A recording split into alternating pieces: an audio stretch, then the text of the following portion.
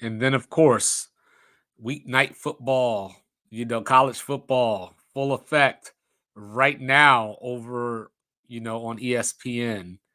We got Georgia State with the 7-0 lead on Coastal Carolina, so Sun Belt action is going on. But tomorrow we got quite a few games. We got Boise and San Diego State, so I like San Diego State in that game to pull the upset. We'll see how that goes. We got Air Force and San Jose State. I'll put Air Force on upset alert, but I think they ultimately pull it out. You got NC State favored by 9 at Virginia.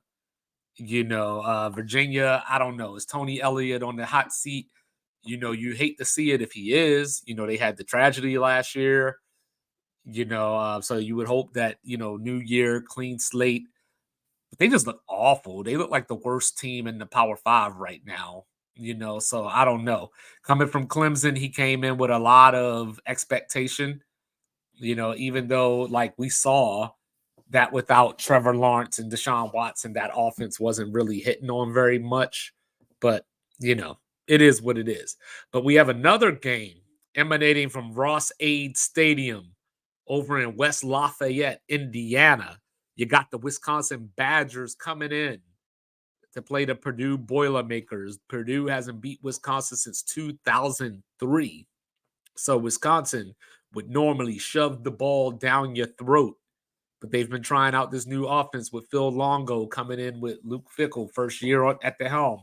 And they've been struggling. They didn't look good against Buffalo in the opening game. They went up to the Palouse and got worked by Wazoo. And then this past weekend, they struggled somewhat with Georgia Southern. So now they're going into their Big Ten opener over at Ross-Ade Stadium. The good news is Wisconsin is 12 for 12 in the red zone this year. Purdue, they can score some points. The problem is they give up a lot of points. They lost to Fresno State the first week of the season, gave up 39 points. Syracuse ran it all on them last week. So, 44 times for over 270 yards to be exact last week. That was Syracuse against Purdue. So can Wisconsin, will they go back to their roots to keep the streak alive against Purdue? Now, I think Purdue has a fighting chance in this game at home Friday night, Big Ten opener. Ask Ohio State and Iowa about Ross-Ade Stadium before you laugh. Wisconsin is only giving up 2.9 yards per rush, 2.96. So we'll round it up to 3 just so it sounds better and cleaner, right? But Purdue, are they going to be able to run the ball? Purdue's coach, Rex Walters, new head coach, is a defensive coach. So he should have a game plan. He has experience against Wisconsin. He came from Illinois as the defensive coordinator before he took over as the Wisconsin head coach. So this is all you need to know about Wisconsin as far as their defense goes. They had 5 interceptions in their last game against Georgia Southern. But they still gave up 380 yards. What is this, college football revamped? NCAA 14? This is craziness.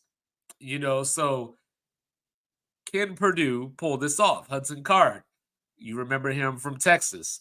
You remember him playing well against Alabama last year when Quinn Ewers got hurt. Hudson Card this season, 65.5% completion percentage, 825 yards, 3 touchdowns, and a pick. He also has 2 rushing touchdowns. But he also has 3 lost fumbles. So this is going to be a very interesting game because now as Wisconsin gets into their Big Ten schedule, they still got to play Iowa. They got Ohio State coming in a few weeks. So they have to set the tone off right. So what do I think is going to happen? I think Wisconsin's going to pull out a nail biter, 31-23. It's going to be tied at halftime. It's going to be a close game. Purdue's going to have the streak in reach to snap it, and they're going to fall just short.